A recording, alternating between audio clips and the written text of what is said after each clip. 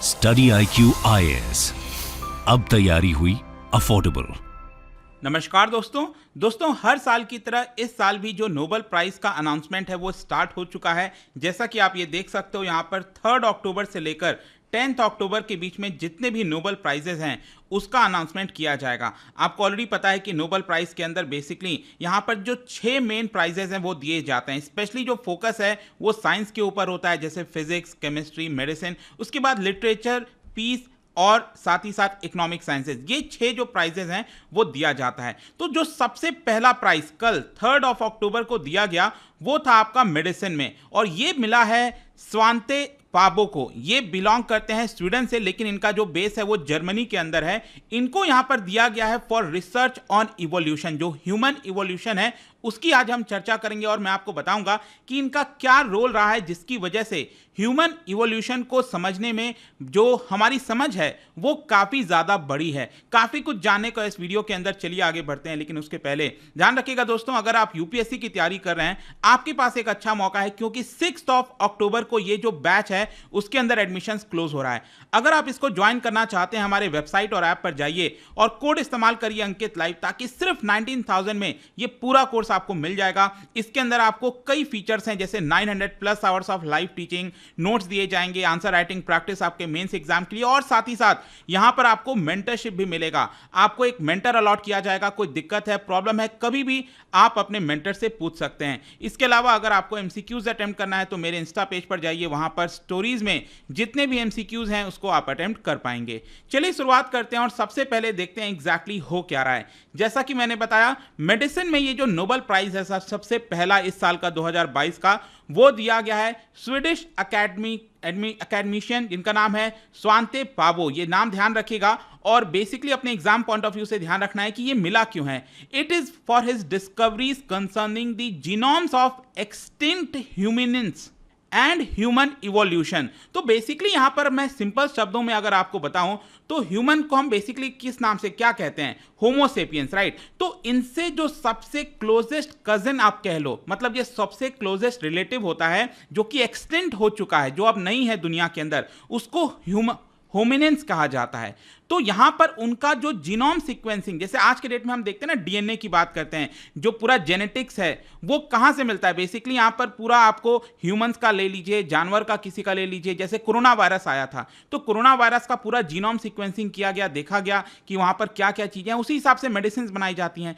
तो किसी भी स्पीसीज का जीनोम सीक्वेंसिंग बहुत इंपॉर्टेंट होता है। लेकिन यहां पर जो स्वांते पाबो हैं उन्होंने क्या किया कि जो एक्सटिंक्ट होमिनिन्स हैं, जो ह्यूमन से क्लोजेस्ट रिलेटिव्स हैं, जो कि एक्सटिंक्ट हो चुके हैं, उनका भी उन्होंने जीनोम सीक्वेंसिंग कर दिया, और जिसकी वजह से जो पूरा ह्यूमन इवोल्यूशन है उसको समझने में हमें यहाँ पर आसानी हुई। जैसे कि बताया जाता है कि जो नियंदरथाल है, नियंदरथाल मैं आपको दिखाता हूँ। जैसे कि आपको पता होगा कि यहाँ पर जो ह्यूमंस की शुरुआत होती है, होमोसोपियंस वगैरह जो भी हम कहते हैं, तो अलग अलग इवोल्यूशन हुआ है, राइट। तो यहाँ पर जैसे चिंपैंजी हो गए, वो एक अलग तरफ बढ़ गया आपका। फिर दूसरा यहाँ पर जब होमोसेपियंस की बात करते हैं, जैसे कि आप देख पा रहे होगे, तो उनसे जो सबसे क्लोजेस्ट रिलेटिव है वो आप देख पा रहे हो, यहाँ पर लिखा है नियंदरथाल, और साथ ही साथ यहाँ पर एक और है डेनिसोवा, ठीक है।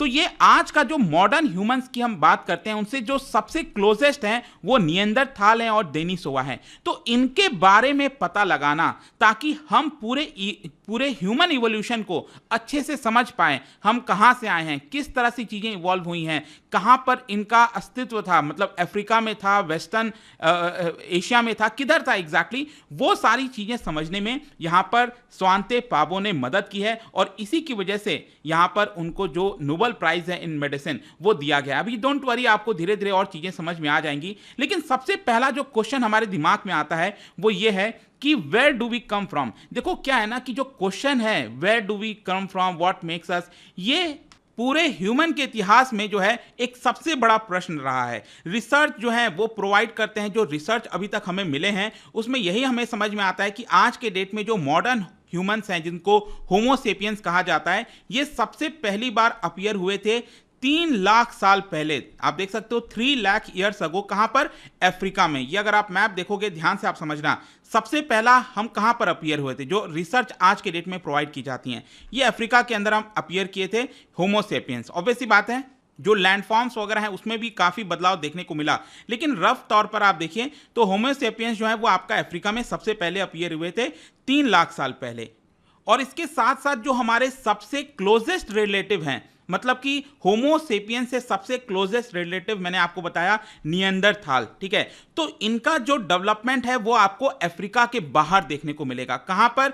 यूरोप के अंदर, और ये जो वेस्टर्न, जो सेंट्रल एशिया, ये जो पूरा आप एशिया वाला एरिया देख रहे हो, यहां पर आपको देखने को मिलेगा।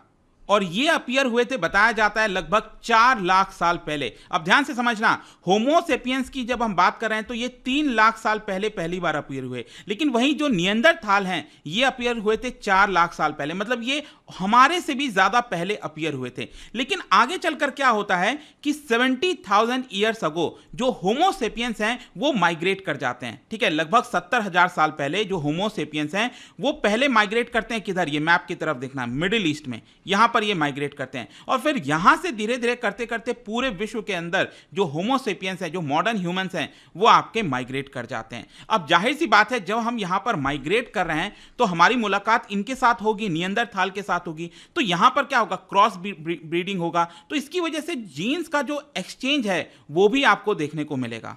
और एक चीज और ध्यान रखना, जो निएंडरथाल हैं ये 30,000 साल पहले ही एक्सटिंक्ट हो गए थे, ठीक है। अब समझिए, मैंने आपको बोला कि 70,000 साल पहले होमो सेपियंस क्या है? माइग्रेट किए 70,000 साल पहले।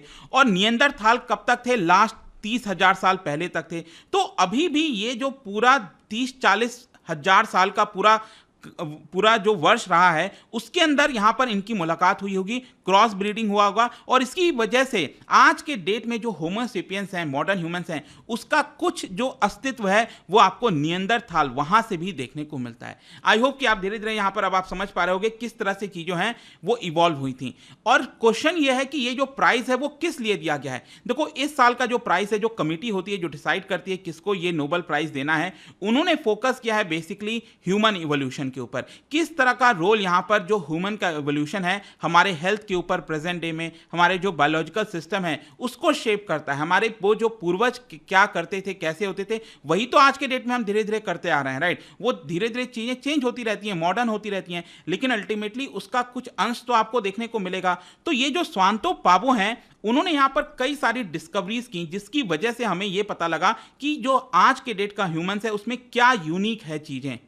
इनफैक्ट मैं आपको बताऊं तो ये जो कमिटी है जिन्होंने नोबेल प्राइज दिया है, उन्होंने कहा कि स्वांते पावो ने कुछ ऐसा करके दिखाया है विच इज ऑलमोस्ट इम्पॉसिबल। क्योंकि आज के डेट में मैंने आपको बताया कि जो डीएनए है, जो एनालिसिस होता है डीएनए का टू क्रिएट जेनेटिक प्रोफाइल, किसी भी ह्यूमन बींग्स का अगर मान लो जेनेटिक प्रोफाइल निकालना है, किसी जानवर का, किसी का भी, तो हमें डीएनए एक्सट्रैक्ट करना होता है। तो अब क्या है कि अगर कोई पर्सन आज के डेट में है, जिंदा है, उसका डीएनए प्रिजर्व है, तो आप इजिली डीएनए एक्सट्रैक्ट कर सकते हैं और उसका जेनेटिक प्रोफाइल बना सकते हैं। तो आज के डेट में तो चलो चीजें इजी हैं, पहले ऐसा नहीं हुआ करता था, ठीक है। इनफैक्ट मैं आपको बताऊं तो ऐसे ऑर्गेनिजम्स, हमारे ऐसे जो क्लोजेस्ट रिलेटिव्स थे जो कि एक्सटिंक्ट हो चुके हैं, जैसे 30,000 साल पहले मैंने आपको बताया निएंडरथाल, ये एक्सटिंक्ट हो गए थे। अब इनका डीएनए कहां से एक्सट्रैक्ट किया जाए, क्योंकि पहले अगर इनका कोई रिमेन प्रिजर्व हमें मिलेगा जमीन के अंदर या फिर कहीं पर भी, तो वो कंटामिनेट हो जाता है। तो वहां से डीएनए निकालना और उसका जेनेटिक प्रोफाइलिंग करना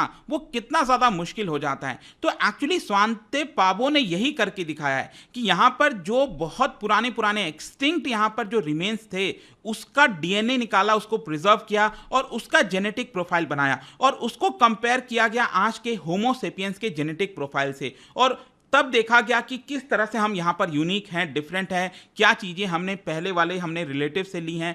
तो ये सारी जो चीजें हैं, इसी के लिए यहां पर स्वांते पावो को जो नोबेल प्राइज है वो दिया गया है। इनफैक्ट बताया ये भी जाता है कमिटी के द्वारा कि यहां पर स्वांते पावो ने जो भी करके दिखाया है उसकी वजह से एक नया साइंटिफिक डिसिप्लिन निकलकर सामने आ गया। इसको कहा जाता है पैलियोजेनोमिक्स, ठीक है। पैलियो का मतलब क्या होता है, आपने हिस्ट्री में पढ़ा होगा। पैलियो मतलब ओल्ड, एंशिएंट जिसको कहा जाता है, राइट। जैसे आपने पैलियोलिथिक एज पढ़ा होगा, राइट। पैलियोलिथिक मतलब स्टोन होता है, ओल्ड स्टोन एज, राइट। तो वैसे पैलियोजेनोमिक्स मतलब कि जो एंशिएंट जो जेनोमिक्स हैं, एंशिएंट जो लोग थे, जो भी थे, उनका जो जीन्स है उसको एक्सट्रैक्ट करना, उनके डीएनए को एक्सट्रैक्ट करना और जेनेटिक प्रोफाइलिंग बनाना, उसी को पैलियोजेनोमिक्स कहा जाता है। तो इन्होंने बेसिकली क्या किया, ये एक नया डिसिप्लिन बना दिया पैलियोजेनोमिक्स, जिसकी वजह से आज के डेट में जितने भी साइंटिस्ट हैं जो चीज़ें डिस्कवर करते हैं, हमें उसके बारे में किसी चीज़ के बारे में रिसर्च करना होता है, तो ये बेसिकली यहीं से एक्सट्रैक्ट किया जाता है, लिया जाता है।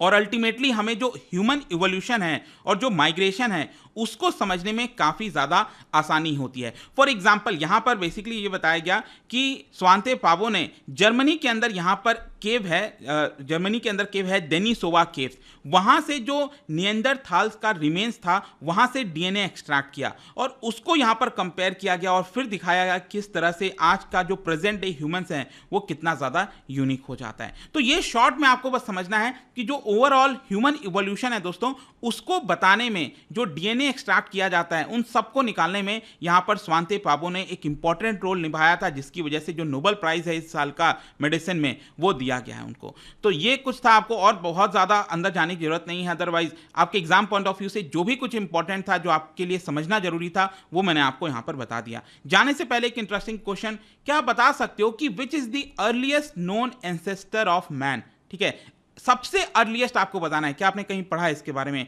4 ऑप्शन है, इसका राइट आंसर आपको पता ही होगा, मेरे इंस्टाग्राम पर तो मिलेगा ही, वहां पर अगर आप नहीं हो कोई बात नहीं, टेलीग्राम से भी ले सकते हैं इसका सही उत्तर। मैं कई सारे जो एमसीक्यूज हैं वो यहाँ पर स्टोरीज में डाला करता हूँ। बाकी अगर आपको पीडीएफ चाहिए तो टेलीग्राम पर आइए, अलग अलग सोशल मीडिया पर आप जुड़ पाओगे। और जैसा मैंने बताया, यूपीएससी की तैयारी अब आप कर सकते हैं by using the code Ankit live, ताकि यहाँ पर आपको मैक्सिमम डिस्काउंट मिले और सिर्फ 19,000 में ये पूरा कोर्स आप यहाँ पर ले पाएंगे। आई होप कि वीडियो आपको पसंद आया होगा। मिलता हूँ आपसे next time, till then thank you very much, see you soon.